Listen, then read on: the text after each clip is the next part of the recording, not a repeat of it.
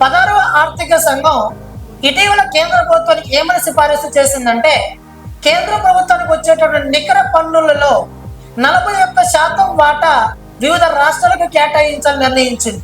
అందులో భాగంగా 16వ ఆర్థిక సంఘం నివేదిక ప్రకారం ఎక్కువగా పన్నులను అందుకున్నటువంటి రాష్ట్రాలు కనుక ఒకసారి పరిశీలిస్తే వరుసగా ఉత్తరప్రదేశ్ 17.619%, బీహార్ 9.948%, మధ్యప్రదేశ్ 7.347%, పశ్చిమ బెంగాల్ 7.215%, మహారాష్ట్ర 6.441%.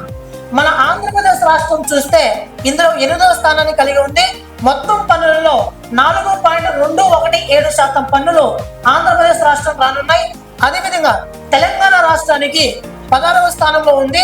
2.174% పన్నులు తెలంగాణ రాష్ట్రానికి రానున్నాయి. తక్కువగా పన్నులు అందుకున్నటువంటి రాష్ట్రాలు కనుక పరిశీలిస్తే ఒకటి సిక్కిం 0.335% పన్నులను అందుకుంటున్నది. ఇది భారతదేశంలో నికర పన్నుల్లో అత్యల్పంగా అందుకున్నటువంటి రాష్ట్రం. నెక్స్ట్ రెండవది గోవా, మూడవది నాగాలాండ్, నాలుగవది మిజోరాం. పోటీ పరీక్షల కోణంలో ఇవి చాలా ఇంపార్టెంట్ గా భావించండి.